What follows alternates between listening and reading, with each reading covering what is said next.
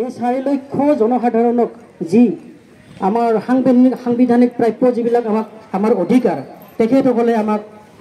প্ৰাপ্যৰ পৰা বঞ্চিত কৰি আহিহে তেখেতসকলে শৰণীয়া জনগোষ্ঠী ক'ব বিচাৰিছোঁ যে আপোনালোকে সঠিকভাৱে এই যিবিলাক কথা শৈক্ষিক ক্ষেত্ৰত হওক সামাজিক ক্ষেত্ৰত অৰ্থনৈতিক ক্ষেত্ৰত যিকোনো ক্ষেত্ৰত ইত্যাদি ইত্যাদি ক্ষেত্ৰত আমি আগবাঢ়ি যাব লাগে শৰণীয়া কছাৰী জনগোষ্ঠী আজি 7ম পৰখীয়া জনগোষ্ঠী আমাৰ 7ম পৰখীয়া আমি ভাৰতবৰ্ষৰ স্বাধীনতাৰ পিছৰ পৰাই আমি গুৱাহাটী প্ৰস্তুত কৰি উলিয়াইছিল তাতে কৈছিলে যে শৰণীয়া কছাৰীসকলেও শৰণীয়া কছাৰী লিখক বা যিবিলাক জনগোষ্ঠী আছে সেই জনগোষ্ঠী যেনে ৰাভাবিলাকৰ কথা পাতি ৰাভাৰ সলনি আৰু জনাইছোঁ আপোনালোকক আমাৰ এই অনুসৰণ কাৰ্যসূচীত উপস্থিত হোৱাৰ কাৰণে কথা হ'ল কি আমি আজি শৰণীয়া জনগোষ্ঠীটোই ঐতিহাসিকভাৱে এটা 7ম পৰখীয়া জনগোষ্ঠী ঐতিহাসিকভাৱে আমি শৰণীয়া জনগোষ্ঠীটো এটা কছাৰী মূলৰ আদিম জনজাতি জনগোষ্ঠী এই জনগোষ্ঠীটোক আমাৰ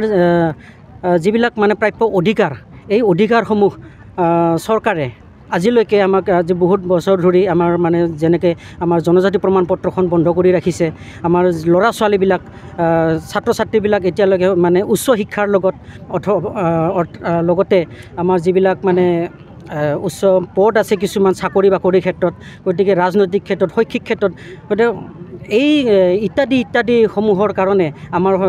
ছাত্ৰ ছাত্ৰীসকলে বঞ্চিত হৈ আহিছে কাৰণ কিয় আজি জনজাতি প্ৰমাণ পত্ৰখন আনিব গ'লে ট্ৰাইবেল সংঘই বিভিন্ন ধৰণৰ অজুহাত দেখাই পেলাই আমাৰ জনজাতি প্ৰমাণ পত্ৰখন দিয়াত তেওঁলোকে হেঙাৰ কৰি ৰাখিছে গতিকে আমি সেইটো কাৰণে আমি ধাৰাবাহিকভাৱে আমি আজি আন্দোলন কৰি আহিছোঁ সিদিনা আমাৰ মানে প্ৰথম লানি কাৰ্যসূচী আমি ইতিমধ্যে সমাপ্ত কৰিছোঁ যিবিলাক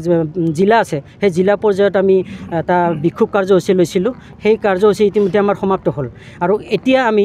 আজি প্ৰায়বোৰ সমষ্টিতে যিবিলাক পৰিষদীয় সমষ্টি আছে পৰিষদীয় সমষ্টিত আমি আজি এনেকৈ অনুসৰণ কাৰ্যসূচীৰ গ্ৰহণ কৰিছোঁ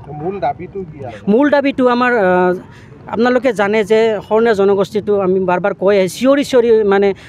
চৰকাৰক দৃষ্টিগোচৰ কৰি আহিছোঁ চিঞৰি আমি ট্ৰাইবেল সংঘক কৈ আহিছোঁ যে শৰণীয়া জনগোষ্ঠীটো এটা ঐতিহাসিকভাৱে 7ম পৰখীয়া জনগোষ্ঠী যি আমাৰ ন্যায্য দাবী যিবিলাক আমাৰ মানে প্ৰাপ্য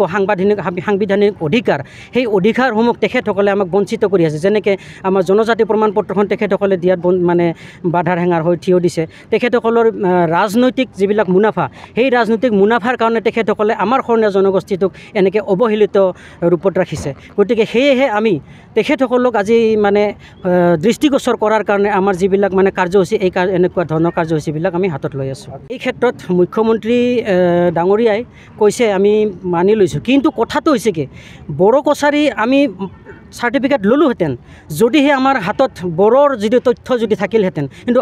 আমাৰ হাতত কিবা বড়ো তথ্য আছে নেকি আৰু আমি বড়ো কছাৰীৰ পৰা অহা জনগোষ্ঠী নহয় আৰু এইটো বাৰ আমি কৈ আহিছোঁ কাৰণ কিয়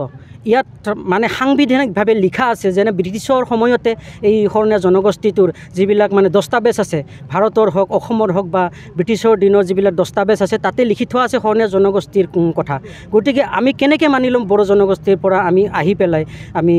শৰণীয়া জনগোষ্ঠী হৈছোঁ বা আমি বড়ো মানে চাবকাষ্ট বড়ো কছাৰী হিচাপে আমি চাৰ্টিফিকেট ল'ম আমি এইটো কোনোপধ্যে মানি ল'ব নোৱাৰোঁ গতিকে আমি তেখেতসকলক আমি এইটো বাৰ কৈ আহিছোঁ যে আমি শৰণীয়া জনগোষ্ঠী আমাক শৰণীয়া জনগোষ্ঠী হিচাপে আমাৰ চাৰ্টিফিকেটটো আপোনালোকে ঘূৰাই দিব লাগে